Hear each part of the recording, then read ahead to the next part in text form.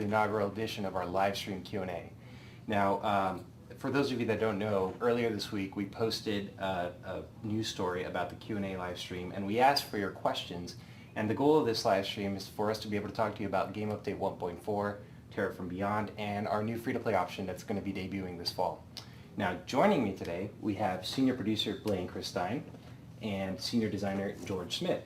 And why don't, George, let's start with you. Why don't you tell us a little bit about your background here at BioWare and tell us a little bit about the Operation Terra from Beyond and how it came to be. Well, I'm George Smith. I'm a designer on the operations team. Whoa, the chair is moving. All right, that's awkward. I believe you have a button over there. Oh, there you go. All right, we're good. All right, sorry. Yeah, I'm a designer on the operations team here at BioWare Austin. And we're really excited about the Operation Terra from Beyond, which is going live in 1.4. Terra from Beyond continues the story, which started with the Karagas Palace operation about the Dreadmasters. And this one focuses on the Gree species, which, if you're a Republic player, you've probably played the questline of Coruscant with the 4 droids and the Black Bisect and all that. But this time we're bringing you actually meet a Gree and get to interact with them, and it's going to be, I think players are going to really like it. Cool. And now you mentioned Black Bisector, so there's something unique about this operation that involves the puzzle, right? Right, yeah. As you know, in every one of our operations we have a puzzle fight. It's kind of become one of our hallmarks. And for this operation, since we had access to the Gree and like the unique way that they speak, we really wanted to focus on that, especially with like the colors and such. So the puzzle fight for this operation is you actually enter into a Gree computer and kind of play a Simon Says type game with your different color data signatures and your blue parallels and your green scalars and such. It's going to be really neat. It's pretty amazing. Cool. Now, for those people paying attention, we did tease a little bit back in one of our community blogs that someone is going to be returning in this operation. Can you tell us a little bit more about that? I think some of the more acute players who have been paying attention to cinematics and such realize that at the end of the explosive conflict operation that the Dreadmasters actually resurrect Kephas, who was the last boss. And he's back, and he's big, and he's angry. He's very upset that you killed him. Without a doubt. Without a doubt, for sure. All right, thank you. Blaine, can you talk to us a little bit more about the free-to-play option coming out later this fall and how that came to be and what we're sort of trying to accomplish with this? Sure. So I'm the producer of the internal team that is helping us craft this additional option for players to enter the world of the Old Republic. And so what we're doing is creating a free-to-play option, and we're also introducing an in-game store called the Cartel Market. And really how this came about is we wanted to make sure that we've got lots and lots of fans out there, right? And we've got Star Wars fans, we got BioWare fans, all different types of people that would like to experience this game. And one of the things that we've learned since launch in interviewing potential players and players that have come or gone or maybe even still with us is that subscription certainly can be a barrier to entry to getting into the world of the Old Republic. And with lots and lots more free-to-play games, of course, on the market these days, that people see that as a more viable option in terms of the time that they spend in terms of getting into a game. And so we really looked hard at what we could do to make sure that all of the potential folks that may want to experience the incredible BioWare storytelling that we have in the Old Republic, as well as amazing Star Wars action-packed combat, great choice making within a fantastic storyline, had the opportunity to come into the game. And so this fall in November we'll be introducing a new option to allow players to enter the game and play for free. Awesome. And there's also a rewards program, right? Yeah, thank you for bringing that up. So one of the cool things we announced when we announced the free-to-play option coming this fall was a rewards program where players who have been with us for a long time, so let's say you, Joveth, perhaps bought a collector's edition and you've been a subscriber with us since launch, we've got a system which allows you to gain some free cartel coins, which is our new in-game currency to spend in the cartel market when we launch, as long as you're an active subscriber when we launch this program. And so you can go to StarWarsTheOldRepublic.com/free to actually find out the details of this program. But what it really amounts to is if you are an active subscriber, when we launch the free-to-play program, you could stand to amass a large pile of cartel coins to spend in-game to get really cool stuff, and we'll talk about that in a little bit. Yeah, well that definitely leads us into one of our questions that we have on here. Cool. But for those of you at home, so again, like I said earlier this week, we took some questions from the forum, so we have them here prepared to ask George and Blaine here. But in about 10 minutes or so, we're going to transition over to the live questions. We're going to be getting some questions from Twitter, Facebook, and the live stream chat. So let's begin with Blaine. So one of the concerns with well, actually I should say who this question is from. Darth THC from the forum says, with the implementation of the free-to-play model, there comes a risk of pay-to-win. You say you are against it, but pay-to-win is a sliding scale. It's not black or white. In fact, some of the boosts you said you expect to put in the shop are considered pay-to-win by some players. Could you please explain your decision-making process about what you will and will not put into the cash shop, especially with regards to the pay-to-win facet of the decision? Sure. This is obviously something that we're very sensitive to. We've got a lot of people out there who have dedicated a huge amount of time to the game. They feel like they've put a lot of effort into it. And so, of course, one of the big fears that people have is that when we go free to play, we're going to allow new players to come in and purchase their way up to the same level of expertise that these folks have spent a lot of time acquiring cool gear, cool weapons, whatever the case may be.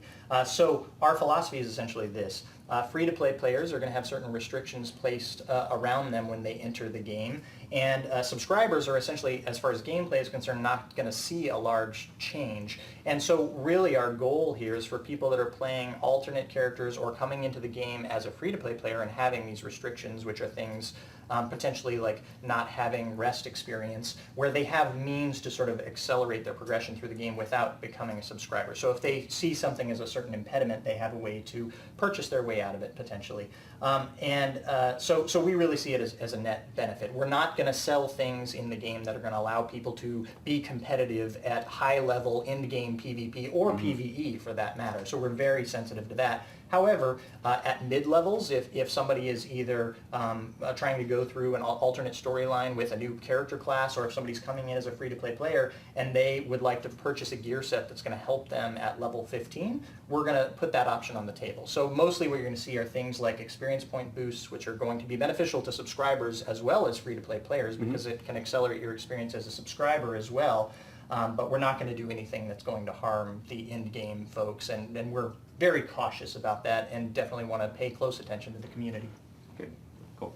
Sorry, just one more tag on that. We're certainly doing usability testing as we move forward as well, and we'll touch on this in a little while, but be testing on public test and taking feedback on those types of things as well. So we'll get some feedback in advance of the actual launch. Good, that's good.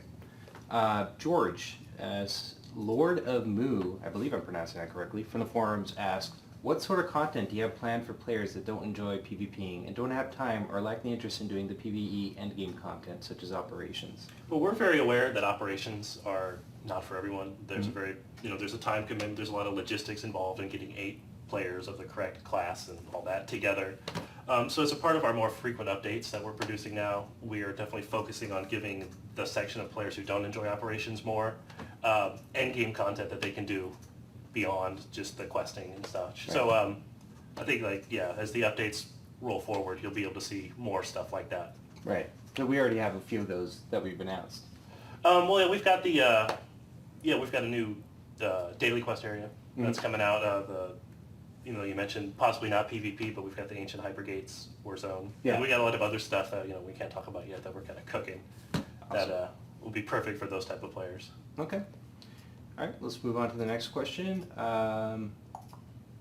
This question comes from CR, I believe that's the name, from the forums. It was mentioned that along with the free transfer event, we would also eventually be offered a pay-to-transfer option for characters we'd like to move from one server to another. Is this still in the works, and do you possibly have a working time frame and when we might see it offered? Sure. So it's definitely a question that we get a lot, and I'll just put it out there right off the bat, which is certainly we want to be able to offer people the option to do character transfer between servers as a paid service. We've actually already had, as some people have experienced, free character transfer out, so we've laid the groundwork for this and got some testing in. So we've got a little bit of additional work that's going to need to go in before we can actually offer it as a paid service, but we certainly intend to do that in the very near future. Excellent. This question goes to George, I believe. It's from user Hillerbees. When can we expect the expanded storyline? Please, just give me a month to look forward to. You don't have to name the day, just let me know. Well, as we've teased the planet Makeb, which is going to be the location of the new expanded storyline. We realize that, this is a BioWare game, and that the story of your character is very important.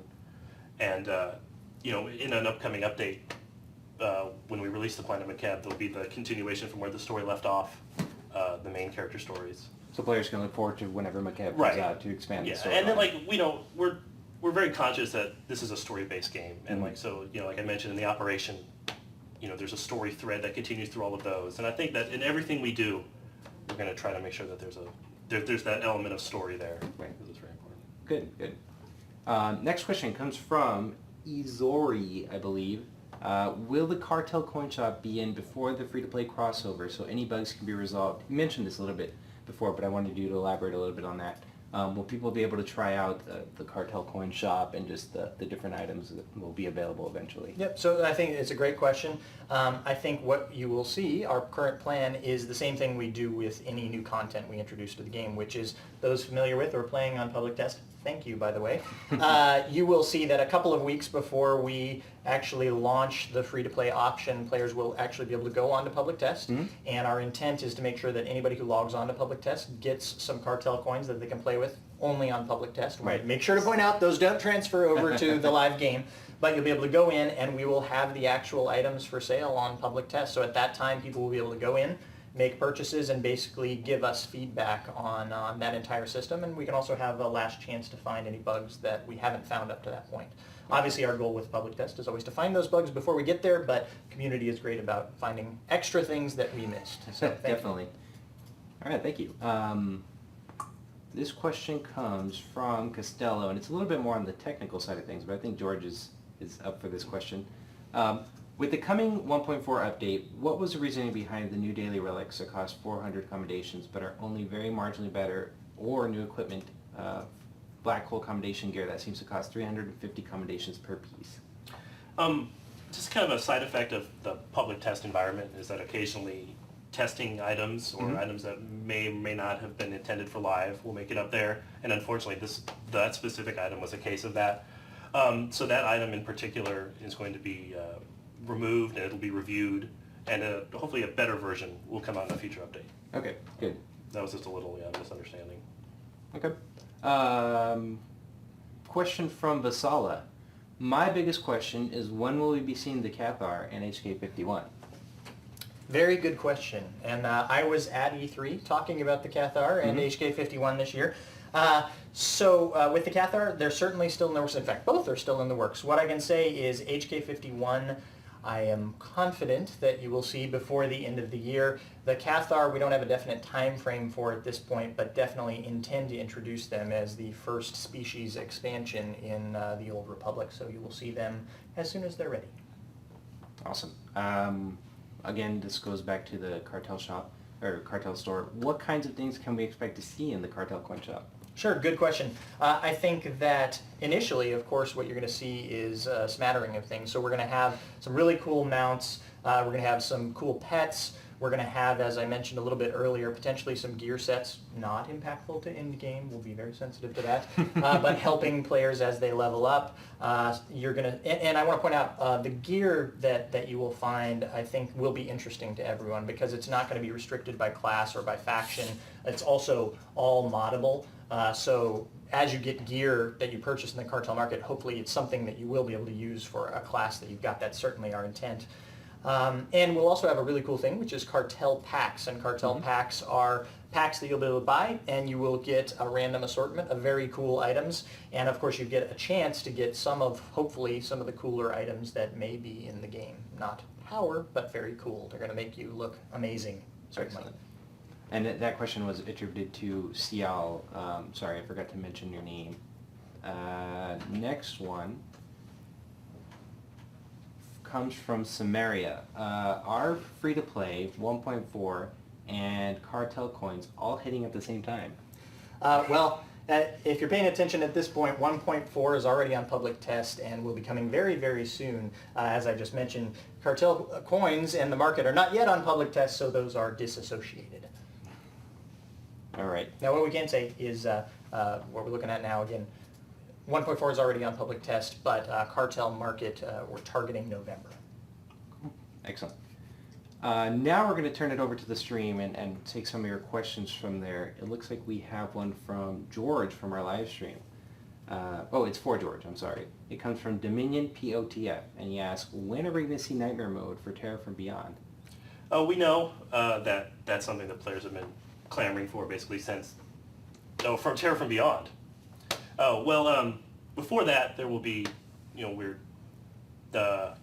obviously we want to release Nightmare Mode de novo, or Explosive Conflict. Yeah, that's actually, sorry, that was the second part of that. So they want to know when the Okay, Nightmare Mode is coming for both of them. Okay, Nightmare Mode Explosive Conflict will be first. It'll be coming very soon, and then at some point after that will be Nightmare Mode de novo, or Nightmare Mode Terror from Beyond. Sorry. We realize that this is something that for the very hardcore operation players, this is what they want. Yeah. We want to make sure that we do it right. Nightmare Mode now is not going to be like Nightmare Mode was in Krog's Palace and Eternity Vault. It is now a fully fledged mode. You know, there will be differences in it from hard mode. It's going to be very difficult to me for those players who enjoy those challenges. It's going to be, I think it's going to be worth the wait. Okay. Cool. There you go, Dominion POTF. Hopefully that answers your question. The other one also comes from the live stream, and it is from a user named Toggle. He says, XP Boost and Rocket Boost have been mentioned for the Cartel Shop. They're already available as legacy perks. How much overlap will there be for in-game currency perks and Cartel coins? I don't know that we're prepared to go into details on that just yet. I'm sorry to be that way, but yeah, we may have to reserve that one for a future interview. All right, let's see. Another question from the live stream, and I believe that George, this one might be for you. What is the current design intent for PvE gear progression for high-end PvE groups, and having BIS accept set armor rings available bind on equip through the crafting system in 1.4 and beyond? We wanted there to be options.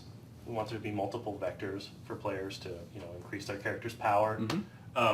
We don't want it necessarily to always be a drop from a operations boss. Having a mix of craftable items and operations drops and such will be, I think that'll be more fulfilling for players. Obviously, operations will always be the focus because that's players who want to have best in slot they're doing that so that they can progress through operations. So it's kind of there's always that step up. Oh, we need to gear up so we can do the next thing. Right. But I also think that having some variety in how you do that is a good thing. Okay. We're going to go back to the forums for a little bit because we had a question that we kind of passed earlier. This question comes from SWTOR, and he or she asked, has there been any discussion on allowing cartel coins to be used to purchase race unlocks instead of just the level or of credits options in use now? Sure, so great question, and yeah, we sort of passed that up previously when talking about the Cathar. So the intent would be players will be able to use cartel coins to purchase the Cathar as the first species unlock when that becomes available. And I think that we're certainly more than open to exploring other species options. Part of that will be dependent on how well the Cathar does when it comes out and how popular it is. Okay. Actually, we have another question from the forums from user Phil. I noticed BioWare is now down to only 8 US servers. How will this affect lag and server load when free-to-play hits? And will subscribers have priority in queue times? Great question. And Phil, I want to assure you that as a former senior live producer on the Old Republic, I'm well equipped to answer this question. So we've recently gone through server consolidation, and we are now on our new high population servers. I think that certainly we feel that we're more than adequately equipped to deal with the increased player load that we expect when we go free to play. So we've done projection based on what we've seen with other games, experience within the studio, and we think that we are definitely going to be able to handle the load. And of course, there's great news for people that are out there using either as your PvP player and you're going into war zones, or you're using Group Finder to go to operations. There's going to be even more population to jump in there with you. So that's all good stuff. Now, on the queuing question, the answer there is one of the perks of being a subscriber of the Old Republic is yes, you will get priority access to in the queue. So if we get to the point where we actually have queues during that period, certainly subscribers will get first at bat to get in and get playing. Excellent, and I think that covers everything that this person was concerned about. This question comes from Foregone from the forums. Is there any particular reason the hood toggle option mentioned in the works months ago has not been implemented yet? I think, George, you might have an answer for this one. Yeah, sometimes things like that, which sound so simple, actually aren't as simple as they sound when you start getting into the technological side of it. Right, yeah, the Twi'lek, they got tentacles and such. But as a side effect, like researching that, we were able to release the companion unified colors and the toggle helmet options in 1.4, and the hood will be coming. It's something we really want to do. So. Question comes from the stream, and it is from, sorry, I can't pronounce his name, JWill339. How do you think the gearing progression is going to be affected now that Terra from Beyond is dropping Rakata gear and not campaign gear? Do you think this would have been better suited for campaign players? Well, there's Terra from Beyond story mode drops Rakata. And story mode is kind of, it's when when Kratos Palace and Eternity Vault were released, story mode was meant as kind of a progression into hard mode, where now we've separated that because we want, we've actually changed the name. Originally it was normal mode, but now we call it story mode because we want it to be for players who want to experience the story. So now there's not so much of a gear progression in story mode. Hard mode, Terra from Beyond will drop a new set of gear, the Dreadguard set. Right, which we just changed the color to, right? Well, that's true. The colors that were initially put on the public test were less than desirable. A lot of ketchup and mustard, I believe, are the phrases that were used. Banana Sage was one of them. Bananas, that's it. Banana was also that. But yeah, we've gone through and we've definitely cooled them up, I think. Yeah, I think that that there's the colorization, the new color on them makes them look a lot better. Yeah, no, they're really sleek. Question from the forums again comes from Master Nala. Will we ever see content downscaled for groups or solo playing? This is something we've talked about, but like in particular, operations bosses are some of the most complicated content that we create. They require a lot of testing, a lot of scripting. It's to make them, to take an operations boss and make it, say, a 4-player boss. It's not as easy as it sounds. It would require basically to remake it from the ground up. So while that may not be an option, we're definitely considering other ways to create more content as on an operation, basically, for smaller groups of players. Oh, makes sense. Okay, and we're actually, it looks like we still have about 8 minutes or so, but I wanted to give you guys enough time to see if there's anything else that you wanted to talk about regarding the free-to-play option or regarding the new operation, anything that players will look forward to, or anything that you haven't talked about yet. Blaine, I don't know if you wanted to add anything. Yeah, I think the only thing we really haven't touched on is we'll also have an ongoing reward system, a loyalty program for players who are subscribers beyond the free-to-play launch. Yeah. So as part of your subscription, so we talked about a program whereby you're going to get coins when we launch free-to-play because you've been with us in the past, but moving forward beyond free-to-play, if you remain a subscriber, you'll be getting a monthly grant of cartel coins that you can go and purchase cool items in the store. And this is from, you could get all this information if you go to StarWarsRepublic.com/free. We have a nice little handy matrix Absolutely, to check. And the breakdown is all there for players to take a look at. No, I think beyond that, I think that one of the overriding goals that certainly our designers have had in designing the free-to-play experience is making sure that players really get a chance to experience the entire game. So despite the fact that I've mentioned there are restrictions in place, you need to think of those more as kind of friction points, but players will be able to experience the story in its entirety as a free-to-play experience. Right. That's good. George, is there anything that you wanted to add about Terra from Beyond? Well, as Blaine mentioned, I'd like to thank anybody who went on the public test to help us test 1.4, the Terra from Beyond operation especially. Operations are very hard to test, as I mentioned. We could sit here 24 hours a day and play it and not find everything where players are just, it's invaluable, and we want to thank everybody who does that. And we know it's painful because you got that additional patch to go through at this point and everything. Yes. So And then all your, you may kill the boss, but the items that you get, you don't get to keep them and such. Right, But still, it's very helpful to us, and can't thank people. Yeah, it really is, truly is. Yeah. Can't thank people enough. Speaking of Terra from Beyond, we do have an additional question that came from the stream just now. Izanagi asks, are you happy with Terra from Beyond hard mode difficulty? Do you expect guilds to clear it within the first couple of days or find it more of a challenge? We're very happy seeing the challenges that players have ran into who are on PTS. I think it's inevitable that some guilds will clear it on the first couple of days. It's just, I think the only way that would not happen is if it was actually impossible. Right.